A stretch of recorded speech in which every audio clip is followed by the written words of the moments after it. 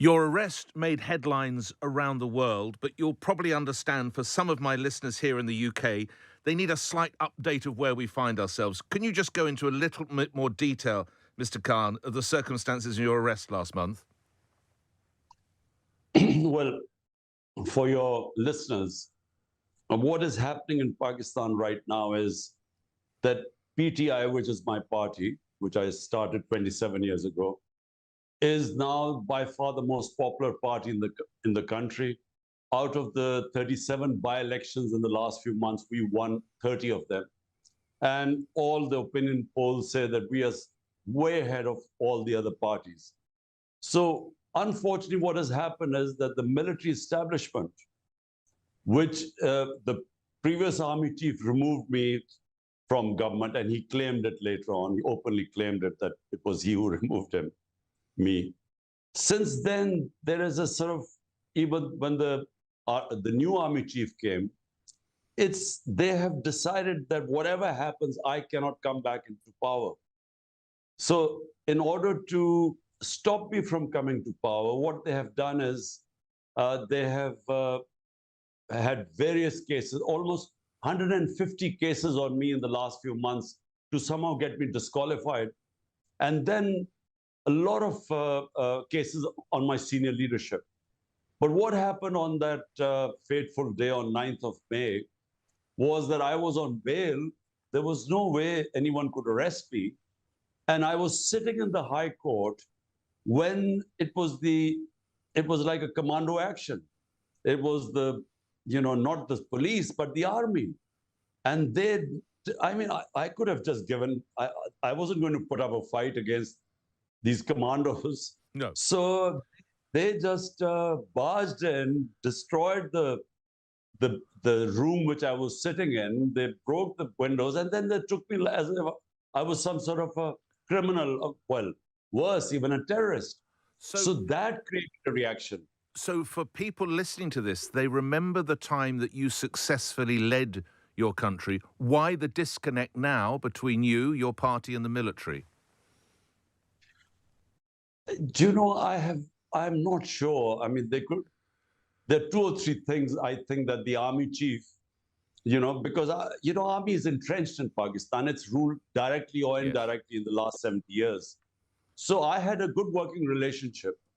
There were things I disagreed with him because I wanted, to bring the powerful mafias under the law.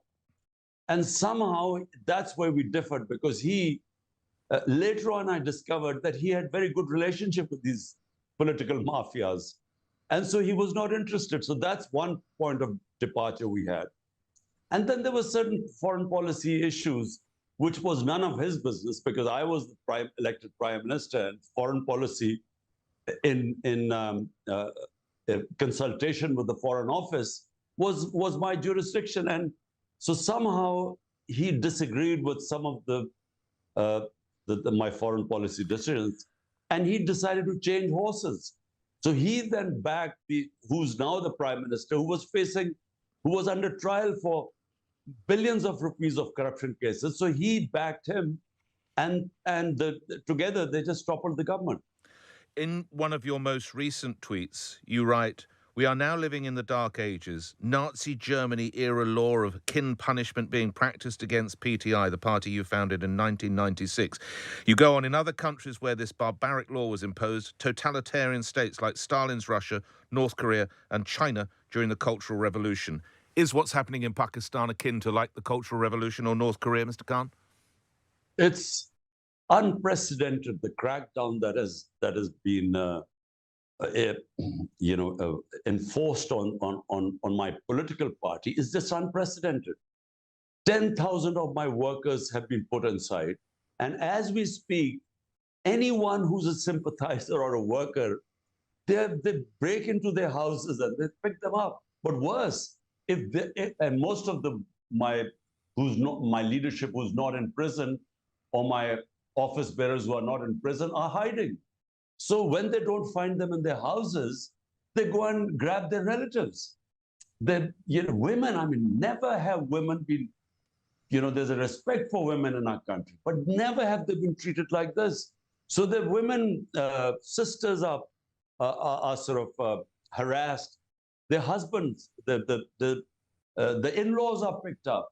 It's just, it's so draconian. I mean, it really is. We are back to, as I say, the dark ages where we only used to hear these things in Nazi Germany, and where you have collective punishment, where one family member is missing, they would just then pick up the whole family. But this is what's happening here. Well, let's step outside Pakistan and look at global reaction. You'll be aware in the United Kingdom, our Prime Minister Rishi Sunak says of your arrest, quotes, "It's an internal matter for Pakistan." How disappointed are you? But what I'm going to say, Mr. Khan, is a lack of global action.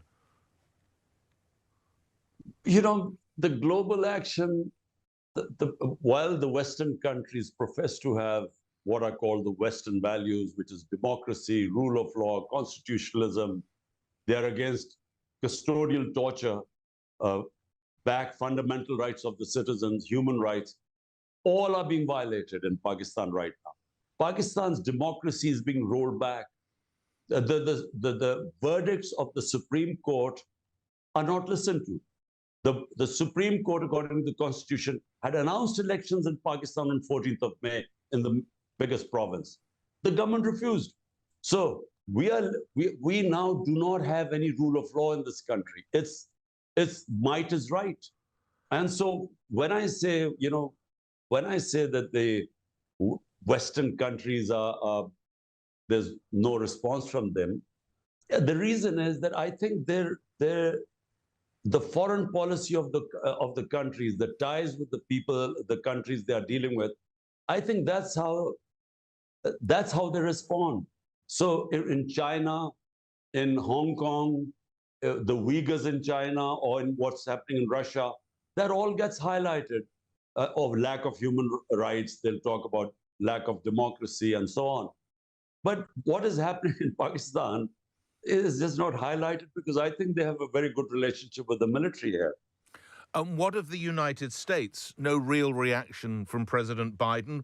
Would you hope for a change of personnel at the top in the forthcoming US elections? Who would you want to win that, Mr. Khan? Well, look, you know, I'm a firm believer that countries only change from within. You can't change countries from outside. But what should happen is, and I repeat, the professed values of the Western countries, democracy and constitutional and human rights, at least they should speak about this, and they should speak about those violations. At least custodial torture, I mean, it's banned everywhere in the Western world, and yet it's happening in Pakistan. But they've deserted you, Mr. Khan. These leaders have deserted you.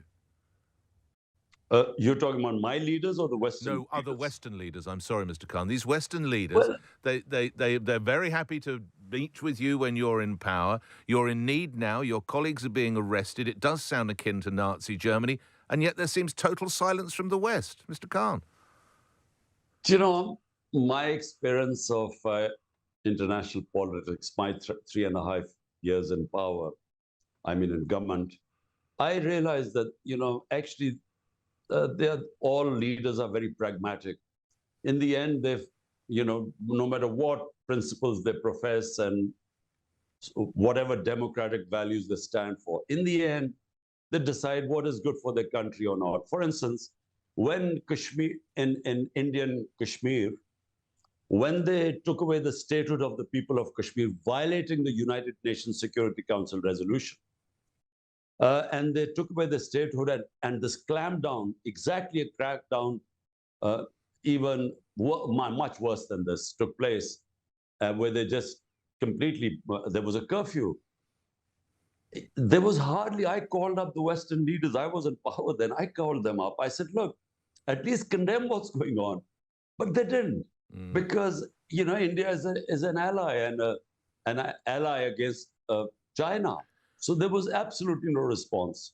So I'm quite, you know, I had no expectations really, because I think that they have a good relationship with this current government and the military, because this is basically, it's a military-backed government now, because the moment the military withdraws its support, this government will collapse.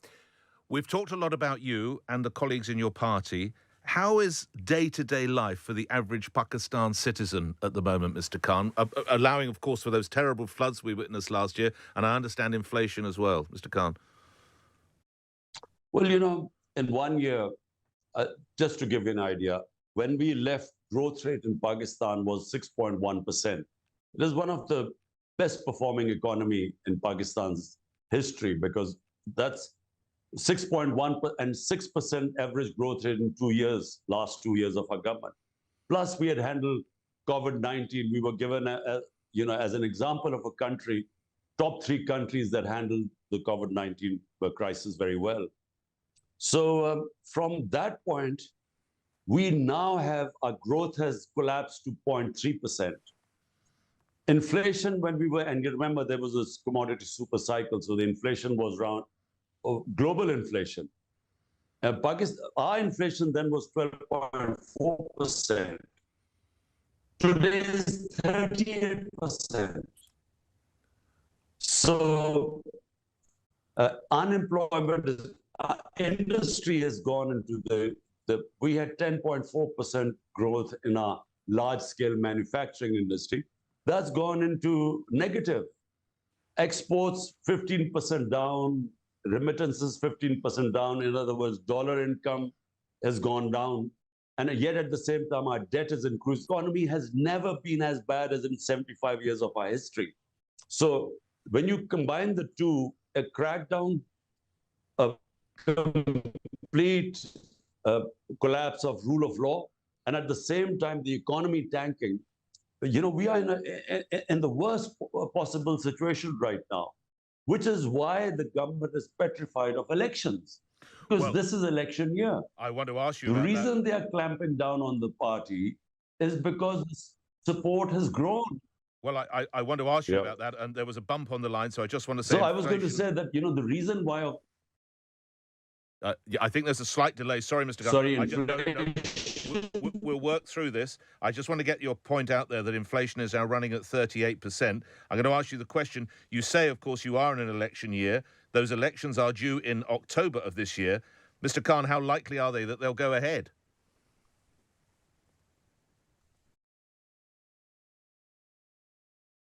In October, if they think that my party is crushed, PTI, the party is crushed, is not enfeebled, is not able to contest elections, and I'm in jail because, as I said, there are 150 cases.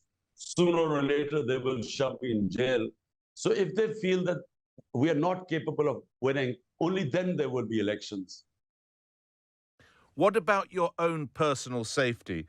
There was an attempt on your life late last year. Do you live in fear?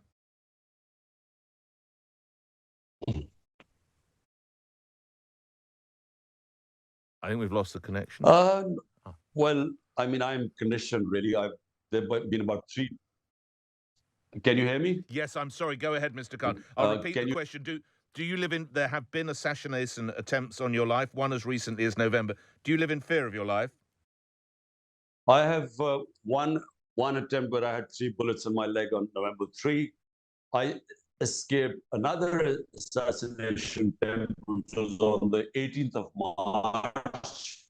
I was very lucky, really, to get out alive. And as I said, there's so many cases against me. They've tried to come to arrest me illegally. Once they came to my house, my house was under attack for 24 hours, where my workers, and like they abducted me from the Supreme Court, from the High Court. So therefore, I mean, I'm mentally prepared that sooner or later they'll put me in jail. One final question, because the line is starting to deteriorate. What keeps you going? What keeps you so resolved, Mr. Khan?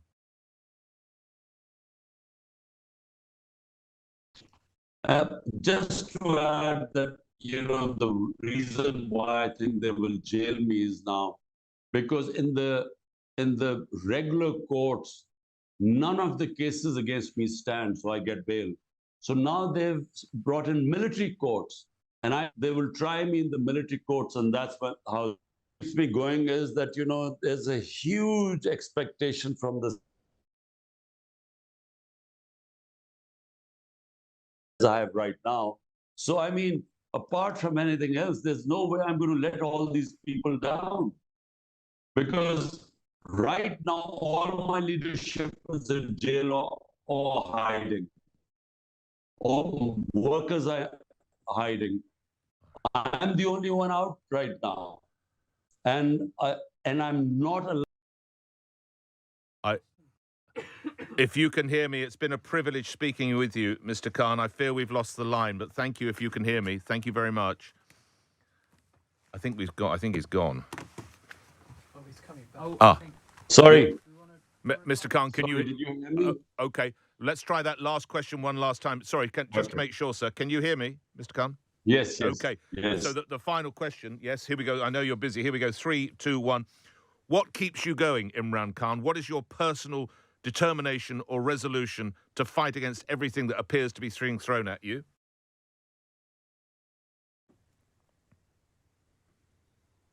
Well, I started my party 27 years ago called Movement for Justice. And let me say, I was inspired by, as a teenager going to Britain, first time I saw rule of law.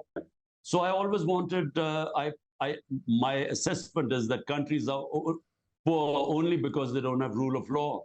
And the countries that have rule of law have very high standard of living because they attract investment and so on a level playing field. So that was my struggle 27 years ago. And right now, I'm on that brink now where the public for the first time understands exactly what I mean by rule of law. Because if you've never had rule of law, you don't understand that actually freedom and democracy and prosperity understand, and the public is standing with me. And so therefore, I will go right to the end. Whether it is a risk to my life or whether I go to prison, there's no way I will, now abandon this mission. Because I never needed politics. I came in because I felt that I was privileged. I had a big name. I had love and respect in this country, and I should do my duty to the country. So it's the journey I started, mission I started 27 years back. All right. I think the line's gone again. I'm very grateful. Mr. Khan, if you can hear me again, thank you very much. You look after yourself. Take care. Thank you. Thank you. Thanks, Mr. Thank Khan. you. Thank you. Thank you, sir. Thank you, Mr.